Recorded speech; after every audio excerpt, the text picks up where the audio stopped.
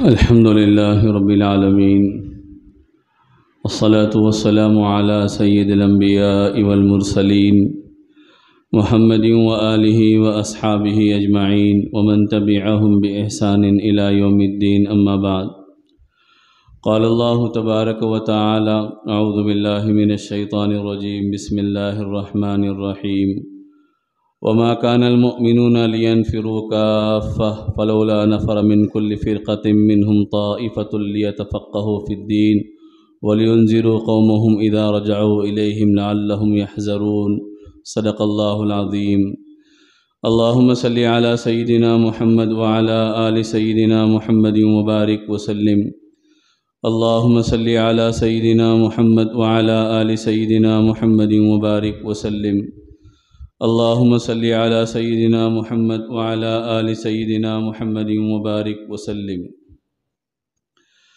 عزیزان محترم، معزز بزرگوں، قابل احترام بھائیوں،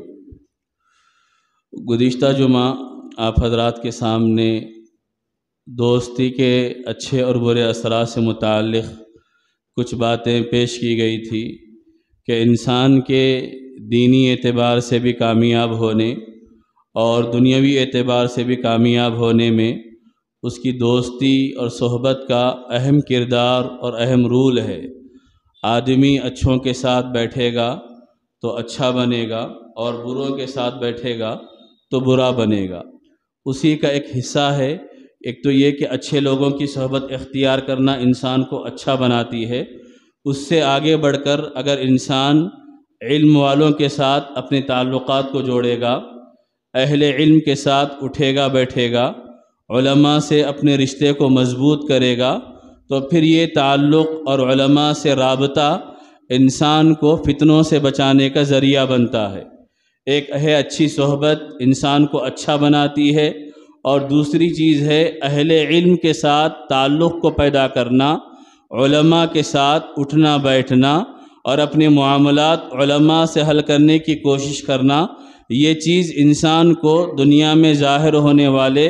دین کے نام پر جو فتنے ہوتے ہیں ان فتنوں سے بچانے کا ذریعہ بنتی ہے۔ یہ دنیا کا ایک عام نظام ہے، میں اور آپ جانتے ہیں۔ جس کو تھوڑی بہت عقل ہوگی اور تھوڑی بہت جس کے اندر سمجھداری ہوگی، وہ اس چیز کو اچھی طرح جانتا ہے کہ دنیا میں ہر فیلڈ کے کچھ لوگ ہوتے ہیں۔ حضرت امام مالک رحمۃ اللہ علیہ کا قول ہے لِكُلِّ فَنٍ رِجَالٌ لِكُلِّ عِلْمٍ رِجَالٌ، کہ ہر علم کے کچھ لوگ ہوتے ہیں، لہذا جس چیز کی تم کو ضرورت ہو اس چیز کو اس چیز کے ماہر سے لینا چاہیے۔ آدمی کو بیماری لگتی ہے تو انسان بیماری کے موقع پر یہ ڈھونڈتا ہے کہ اس مرض کا سب سے اچھا، بہترین اور ماہر علاج کرنے والا ڈاکٹر کون ہوگا کہ جس کے پاس جا کر میں اپنے مرض کا علاج کرواؤں۔ آدمی کو گھر کی تعمیر کرنا ہے اور اپنا گھر بنانا ہے تو وہ یہ جائزہ لے گا کہ میرے علاقے میں، میرے معلومات میں یا میرے دوست و احباب کے معلومات میں سب سے بہترین انجینئر کون ہوگا جو بہترین گھر کا نقشہ دے، بہترین گھر کا پلان دے اور صحیح انداز میں میرے گھر کو تعمیر کر کے دے۔ یہ دنیا کا ایک نظام ہے۔ آدمی کو مقدمے کی ضرورت پڑتی ہے، کسی کارروائی میں عدالت کو جانے آنے اور اپنی چیزوں کے معاملات میں عدالت کا معاملہ پیش آتا ہے، وہ اچھے وکیل کا انتخاب کرتا ہے کہ جو پوری مہارت کے ساتھ، اپنے پورے علم کے ساتھ، اپنی پوری قابلیت کے ساتھ مقدمہ لڑے اور اس کو کامیابی دلائے۔ تو یہ ایک دنیا کا عام دستور، دنیا کا ایک عام نظام، اور اسی نظام کے تحت دنیا کی پوری چیزیں چل رہی ہے۔ ایسا کبھی نہیں ہوتا کہ کسی کو بیماری لگ جائے وہ انجینئر کے پاس جا کر علاج کرانا چاہے، یا کسی کو گھر بنانا ہو وہ ڈاکٹر سے جا کر مشورہ لے، اور کسی کو مقدمہ پیش آ جائے وہ مقدمے کے لیے کسی عالم کے پاس آ جائے۔ ایسا عموماً نہیں ہوتا۔ دنیا کا ایک نظام جو ہے آدمی ہر فیلڈ کے ماہر کو تلاش کرتا ہے، بلکہ یہاں تک لوگوں کی صورتحال یہ ہے کہ لوگ اگر 4 لوگ بیٹھے ہوئے ہو کسی پولیٹیکل ایشو پر، سیاسی مسئلے پر کوئی بات چیت کر رہے ہوں، تو اس بات چیت میں اگر کوئی خلاف رائے، خلاف عقل رائے دیتا ہے تو لوگ یہ کہہ کر رد کر دیتے کہ تم کو سیاست نہیں معلوم، تم کو اس کی باریکیاں نہیں معلوم، اس کی مہارت نہیں معلوم، سیاست ایسی چیز ہوتی ہے۔ تو دنیا کے اندر انسان ہر چیز کو اس کے ماہر کے ذریعے لینا چاہتا ہے، ماہر کے ذریعے حل کروانا چاہتا ہے۔ تو ساری چیزوں سے اہم ترین جو چیز ہے وہ انسان کا دین ہے، وہ انسان کا قرآن و سنت کی تعلیمات سے رشتہ ہے۔ تو اس سلسلے میں ہمیں یہ قرآن کریم میں اللہ کے نبی صلی اللہ علیہ وسلم کی احادیث میں اس بات کی تعلیم دی گئی ہے کہ تم دین لو تو دین کے ماہرین سے دین لیا کرو۔ اگر تم دین کے ماہرین سے دین نہیں لوگے تو نتیجہ یہ ہوگا کہ تم کو دین نہیں ملے گا بلکہ گمراہی تمہارے پاس آ جائے گی۔ اسی لیے آپ اگر قرآن کریم کی تعلیمات پر اور اللہ تبارک و تعالیٰ نے جو نبیوں کو بھیجا ہے اور نبیوں کے ساتھ جو کتابوں کو بھیجا ہے اس کے نظام پہ تھوڑا سا غور کریں گے تو آپ کو یہ معلوم ہوگا کہ اللہ تبارک و تعالیٰ کا شروع سے یہ نظام چلتے ہوئے آیا ہے کہ اللہ نے کتاب کو بھیجا تو کتاب کے سمجھانے والے کو بھی بھیجا۔ دنیا میں کبھی ایسا نہیں ہوا کہ اللہ تبارک و تعالیٰ نے صرف کتاب کو نازل کر دیا ہو اور لوگوں سے کہہ دیا ہو کہ اے لوگوں یہ میری کتاب ہے، اس میں حلال و حرام کے احکامات لکھ دیے گئے ہیں، لہذا تم اس کو پڑھو اور اس سے جو احکامات نکالو اور عمل کرنے والے بن جاؤ۔ حضرت موسیٰ علیہ السلام کو تورات لینا جانا تھا، اللہ تبارک و تعالیٰ کے پاس وہاں پر کوہ طور پر گئے اور بڑے مجاہدات کے ساتھ انہوں نے وہاں پر قیام کیا۔ اللہ تبارک و تعالیٰ نے تب جا کر تورات ان کو عطا فرمائی، اور میرے اور آپ کے آقا سیدنا محمد رسول اللہ صلی اللہ علیہ وسلم پر اللہ تبارک و تعالیٰ نے 23 سال کے عرصے میں قرآن کریم کی آیتوں کو نازل فرمایا، قرآن کریم کی صورتوں کو نازل فرمایا، قرآن کریم کے احکامات کو نازل فرمایا۔ یہ پورا نظام دنیا کے انسانوں کو یہ بتاتا ہے کہ اللہ تبارک و تعالیٰ نے جہاں کتاب کو نازل فرمایا ہے وہیں کتاب کے سمجھانے والے نبی کو بھی اللہ نے نازل فرمایا۔ ایسا نہیں ہوا کہ غار حرا میں قرآن کریم کو اتار دیا گیا ہو اور دنیا میں یہ اعلان کر دیا گیا ہو کہ یہ قرآن ہے جس میں ہر چیز کو بیان کر دیا گیا، ہر چیز کو واضح طور پر ذکر کر دیا گیا، ہر ایک مسئلے کو حل کر دیا گیا، لہٰذا تم قرآن کے نسخے لے لو اور اس کو پڑھ لو، سمجھ جاؤ۔ یہ کافی نہیں ہے۔ اللہ کے نبی صلی اللہ علیہ وسلم نے حالات کے اعتبار سے، لوگوں کے مسائل کے اعتبار سے قرآن کی تشریح کر کے بتائی۔ قرآن کریم میں اللہ کے نبی صلی اللہ علیہ وسلم کے دنیا میں بھیجے جانے کے جو مقاصد ہے ان مقاصد کو ذکر کرتے ہوئے اللہ نے فرمایا یتلو علیہم آیاتی، کہ اللہ کے نبی کے بھیجے جانے کا ایک مقصد یہ ہے کہ وہ قرآن کریم کی آیتوں کو پڑھ کر لوگوں کے سامنے سنائیں گے، وَيُعَلِّمُهُمُ الْكِتَابَ وَالْحِکْمَةَ، اور لوگوں کو قرآن کریم کی تعلیمات سمجھائیں گے، وَيُزَكِّيهِمْ، اور لوگوں کے دلوں کو پاک و صاف کریں گے۔ یہ اللہ کے نبی صلی اللہ علیہ وسلم کے بعثت کے مقاصد ہے۔ تو خلاصہ یہ ہے کہ دنیا کا ایک نظام اللہ تبارک و تعالیٰ نے یہ بنایا ہے کہ دنیا کی ہر چیز کو انسان اس چیز کے ماہر سے لینے کی کوشش کرتا ہے۔ اگر ماہر سے نہ لے تو پھر اس چیز کا فائدہ نہیں ہوگا، نقصان ہوگا۔ اردو زبان کی ایک مثال ہے، محاورہ ہے کہ نیم حکیم خطرے جان، نیم ملا خطرے ایمان، کہ جو آدھا حکیم ہوتا ہے وہ انسان کی جان کی ہلاکت کا ذریعہ بنتا ہے، وہ علاج نہیں کرتا بلکہ قبرستانوں کو آباد کرتا ہے۔ اور جو آدھا ملا ہوتا ہے جو دین کی صحیح تعلیمات کو حاصل کیا ہوا نہیں ہوتا بلکہ اندازے پہ لوگوں کو دین بتانے کی کوشش کرتا ہے، وہ لوگوں کے ایمان کو، آخرت کو خراب کرنے کا ذریعہ بنتا ہے۔ تو ایک تو یہ ہے کہ انسان اچھی صحبت حاصل کرنے کی کوشش کرے، اور دوسری یہ ہے کہ انسان اپنے دین کو، قرآن و سنت کی تعلیمات کو علماء سے سیکھنے، علماء سے تعلق پیدا کر کے جاننے کی فکر کرے گا تو پھر اللہ تبارک و تعالیٰ اس کو صحیح دین عطا فرمائے گا۔ آج جس دور میں میں اور آپ جی رہے، لوگوں کا ایک مزاج بن گیا، ذہن بن گیا کہ دین کے بارے میں آپ جو چاہے بول سکتے ہیں، عالموں کی ضرورت نہیں ہے، علماء کی ضرورت نہیں ہے، قرآن آپ کے پاس ہے پڑھ لو، حدیث آپ کے پاس ہے پڑھ لو۔ یعنی وہی، اگر دنیا کے معاملے میں آپ کتابیں پڑھ کے ڈاکٹر نہیں بن سکتے، دنیا کے معاملے میں کتابیں پڑھ کے انجینئر نہیں بن سکتے، دنیا میں کتابیں پڑھنے کے بعد کسی کو ڈگری نہیں دی جاتی کہ یہ ڈاکٹر ہے، یہ اپنا کلینک کھول سکتا ہے، یہ لوگوں کا علاج معالجہ کر سکتا ہے، کوئی دنیا میں نہیں دے گا۔ لیکن دین کا معاملہ آ گیا تو دین کا معاملہ اتنا سستا، اتنا ہلکا، اتنا بے اہمیت، اتنا بے قدر و منزلت ہو گیا کہ جو چاہے دین کے بارے میں زبان کھولنے لگ گیا اور جو چاہے دین کے بارے میں لوگوں کو بتانے لگ گیا۔ نتیجہ یہ ہوا کہ اس وقت گمراہی پھیل رہی ہے، لوگوں کے فکروں میں، لوگوں کے مزاج میں، لوگوں کے نظریے میں فرق پیدا ہو رہا۔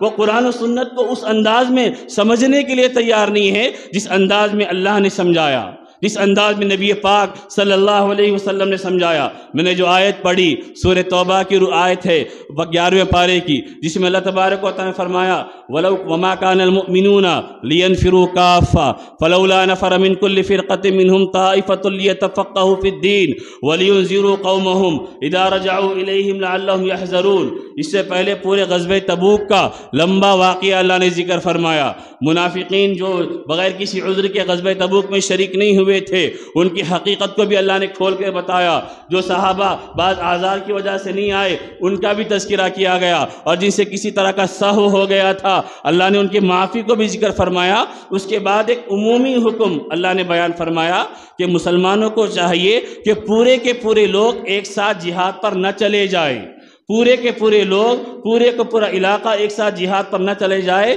بلکہ ایک بڑی جماعت میں سے کچھ لوگ، ایک جماعت وہ ہونی چاہیے جو اپنے مقام پر رہے، قرآن و سنت کی تعلیمات کو حاصل کرے. اور جو لوگ جہاد پر اللہ کے کلمے کو بلند کرنے کے لیے گئے ہیں، جب وہ لوگ واپس آ جائے تو قرآن و سنت کی تعلیمات کو جو انہوں نے سیکھا تھا اور قرآن و سنت کی تعلیمات کو جو انہوں نے حاصل کیا تھا وہ ان آنے والوں کو بتائیں، سمجھائیں، سکھائیں. مفسر نے لکھا ہے کہ اس سے اللہ تبارک و تعالیٰ نے بتا دیا کہ امت کے اندر ہمیشہ ایک جماعت ایسی ہونی چاہیے کہ جن کا مشغلہ، جن کا کام اور جن کی مصروفیت صرف یہ کہ وہ قرآن و سنت کی تعلیمات کو حاصل کرنے والے، جن کا مشغلہ قرآن و سنت کی تعلیمات پہ تحقیق کرنا، اور جن کا صبح و شام کا کام قرآن و سنت کی تعلیمات سے لگے رہنا، تاکہ وہ لوگ امت کو بتانے والے بنے حلال کیا ہے، حرام کیا ہے، جائز کیا ہے، ناجائز کیا ہے، صحیح کیا ہے، غلط کیا ہے. یہ اللہ تبارک و تعالیٰ ایک جگہ حکم نازل فرمایا. دوسری جگہ اللہ نے فرمایا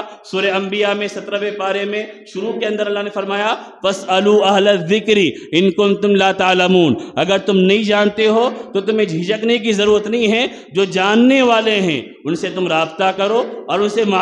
معلومات حاصل کرنے والے بنو. اس لیے کہ دنیا میں ہر انسان ہر چیز کا ماہر نہیں ہوتا، بلکہ کچھ لوگ کسی چیز میں ماہر ہوتے ہیں، اور ہر آدمی کو ہر طرح کی صلاحیت نہیں مل جاتی، کوئی کسی چیز میں ماہر ہوتا ہے. تو اللہ نے فرمایا اگر تم نہیں جانتے ہو تو جاننے والوں کے پاس جاؤ، فَاسْأَلُوا أَهْلَ الذِّكْرِ، علم والوں کے پاس جاؤ اور ان سے پوچھو، وہ تم کو بتائیں گے کہ صحیح کیا ہے اور غلط کیا ہے. اس کے علاوہ اللہ تبارک و تعالیٰ نے 23ویں پارے میں سورہ حامیم سجدہ میں فرمایا هل يستوي الذين لا يعلمون والذين لا يعلمون. آپ ان سے پوچھئے کیا جاننے والے اور نہیں جاننے والے دونوں برابر ہو سکتے ہیں؟ دونوں برابر نہیں ہو سکتے. جاننے والوں کا الگ مقام و مرتبہ ہے، نہیں جاننے والوں کا الگ مقام و مرتبہ ہے. بعض جگہ قرآن کریم میں اللہ نے فرمایا وَمَن يُؤْتَ الْحِكْمَةَ فَقَدْ أُوتِيَ خَيْرًا كَثِيرًا. اللہ تبارک و تعالیٰ جس کو علم عطا فرما دے، حکمت عطا فرما دے، قرآن و سنت کی تعلیمات عطا فرما دے، گویا کہ اس کو خیر کثیر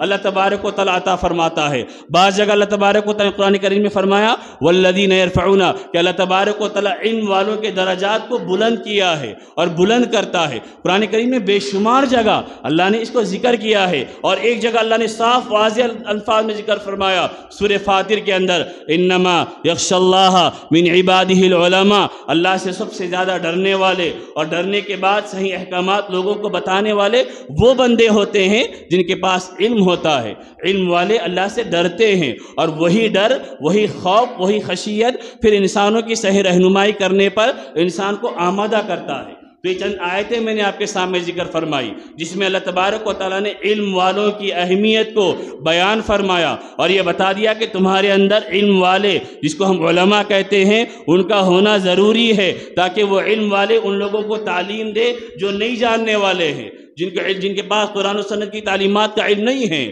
اللہ کے نبی صلی اللہ علیہ وسلم نے فرمایا کہ اللہ تبارک و تعالیٰ جس کے ساتھ بھلائی کا ارادہ کرتا ہے، خیر کا ارادہ کرتا ہے، تو پھر اللہ تبارک و تعالیٰ اس کو کتاب و سنت کا علم عطا فرماتا ہے. حکمت سے اللہ تبارک و تعالیٰ اس کو نوازتا ہے. اور اللہ کے نبی صلی اللہ علیہ وسلم نے فرمایا کہ اللہ تبارک و تعالیٰ آخری زمانے میں علم کو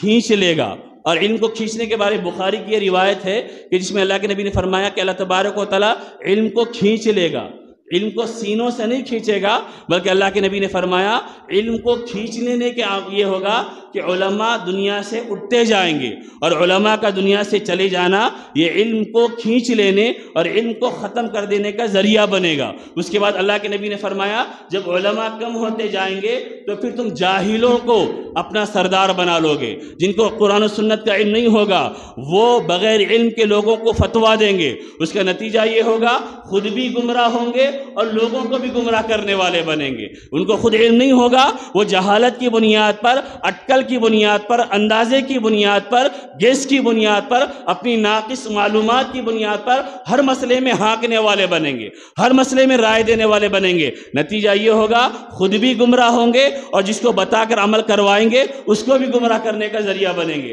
یہ مسلم شریف کے اندر اللہ کے نبی صلی اللہ علیہ وسلم کا ایک قول نقل کیا گیا ہے کہ جس میں بلکہ مقدمے میں اس کا ذکر کیا گیا ہے کہ جس میں فرمایا گیا ان ھذا العلم دین، یہ علم دین ہے تمہارے لیے، فانظروا عمن تاخذوا دینکم، بس تم یہ غور و فکر کرو کہ تم دین کن لوگوں سے لے رہے ہو، دین تم ان کے ماہرین سے لے رہے ہو یا غیر ماہرین سے لے رہے ہو، تم قرآن و سنت کی تعلیمات قرآن و سنت کے لوگوں سے لے رہے ہو یا غیر قرآن و سنت کے لوگوں سے لے رہے ہو۔ میرے بزرگوں، میرے بھائیوں، یہ بہت بڑا مسئلہ ہے۔ اللہ کے نبی صلی اللہ علیہ وسلم نے صحابہ کی پوری ایک جماعت کو تیار فرمایا جن کا کام صرف قرآن و سنت کی تعلیمات سیکھنا تھا۔ آپ جانتے ہیں صفہ، اصحاب صفہ کے نام سے اللہ کے نبی صلی اللہ علیہ وسلم کی مسجد نبوی جب تعمیر ہوئی تو ایک چبوترا اللہ کے نبی نے بنایا تھا جس میں بے سہارا غریب صحابہ کرام قیام کرتے تھے، اور جن کا کام یہ تھا کہ وہ ہمیشہ اللہ کے نبی صلی اللہ علیہ وسلم کی صحبت میں رہتے، قرآن سیکھتے، حدیث حاصل کرتے، دین کی معلومات حاصل کرتے اور وہ پہنچانے والے بنتے۔ حضرت ابو ہریرہ رضی اللہ تعالیٰ عنہ، حضرت عبداللہ ابن عباس رضی اللہ تعالیٰ عنہ،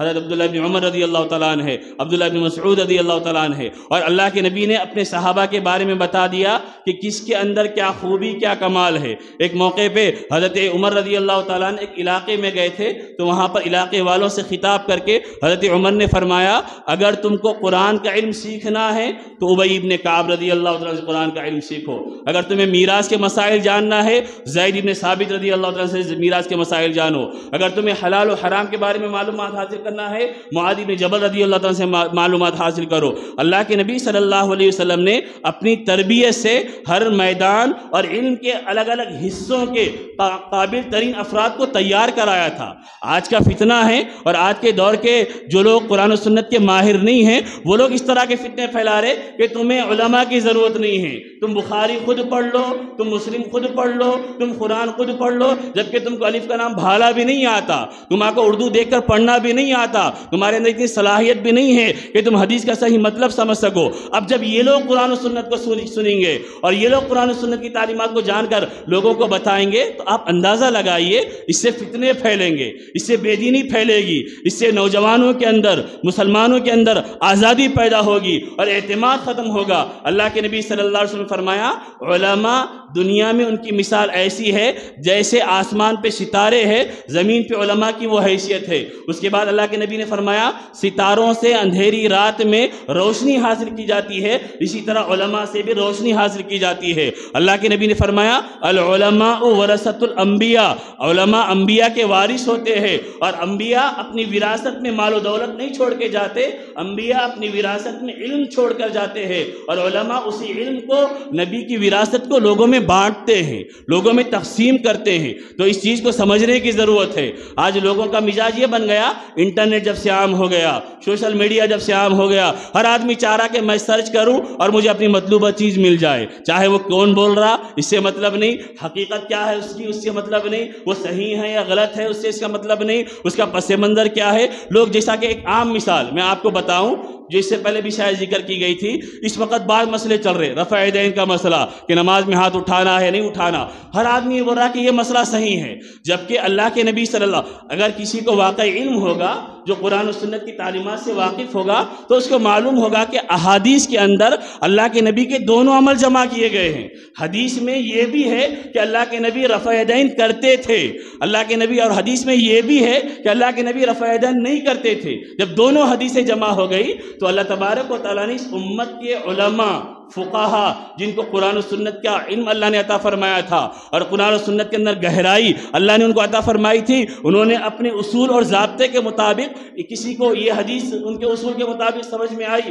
کہ اللہ کے نبی رفع یدین نہیں کرتے تھے، لہٰذا ہم اس حدیث کو لیں گے۔ کسی نے ایک ضابطہ بنایا، ان کو یہ حدیث سمجھ میں آئی کہ اللہ کے نبی کے رفع یدین والا معمول جو تھا ہم اس کو اختیار کریں گے۔ کسی نے سینے پہ باندھنے والی حدیث کو لیا، کسی نے ناف کے نیچے باندھنے والی حدیث کو لیا۔ کہیں ٹکراؤ نہیں ہے، کہیں الجھاؤ نہیں ہے، کہیں تضاد نہیں ہے، لیکن کچھ لوگ فتنہ مچانے کے لیے یہ کہتے کہ بس یہی عمل صحیح ہے، وہ عمل غلط ہے۔ تو جو علماء سے کاٹتے ہیں وہ دراصل ایمان والوں کے مخلص نہیں ہوتے، وہ ہمدرد نہیں ہوتے، وہ یہ آج کل لوگ یہ فتنے کو ابھار رہے ہیں، جبکہ آپ جانتے ہیں کہ 1450 سال سے قرآن موجود ہے، حدیث موجود ہے، صحابہ کا عمل موجود ہے، اور تواتر کے ساتھ سلسلہ در سلسلہ، نسر در نسر، یہ اللہ کے نبی صلی اللہ علیہ وسلم کے معمولات اور اعمال امت میں منتقل ہوتے ہوئے آئے ہیں۔ تو کوئی کبھی کسی پہ نکیر نہیں کیا۔ امام شافعی رحمۃ اللہ علیہ رفع یدین کے قائل ہے، امام شافعی نے کبھی امام ابو حنیفہ پہ تنقید نہیں کی، اور آپ کو معلوم ہونا چاہیے کہ امام شافعی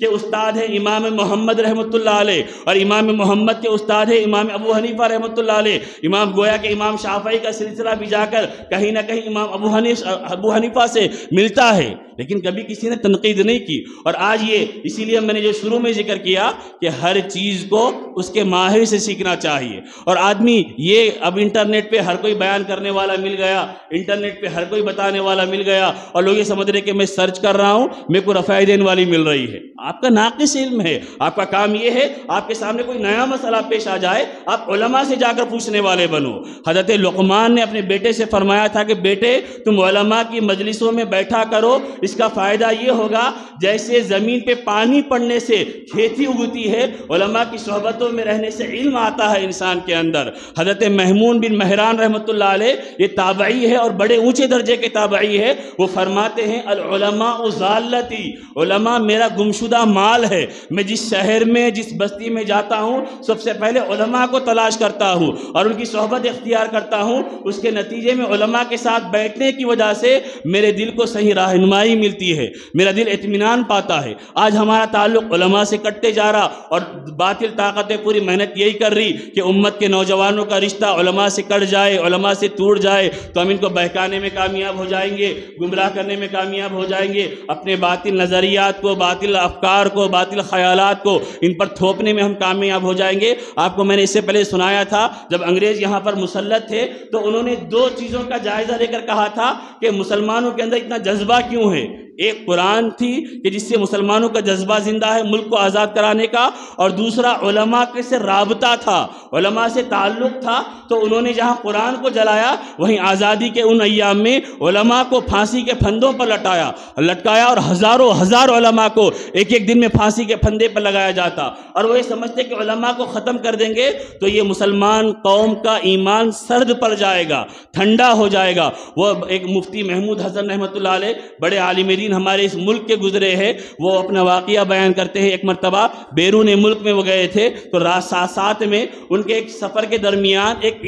یہودی ان کے ساتھ شریک ہو گیا۔ اس نے جب دونوں کا تعارف ہوا، ملاقات ہوئی، بات چیت ہوئی سفر کے درمیان، تو اس نے کہا کہ ہم نے مسلمانوں کے اندر بے دینی لانے کے لیے 3 طریقے اختیار کیے ہیں اور دونوں میں ہم کامیاب ہو گئے، ایک میں ابھی ہم مکمل طور پر کامیاب نہیں ہوئے۔ ایک یہ کہ ان کے اندر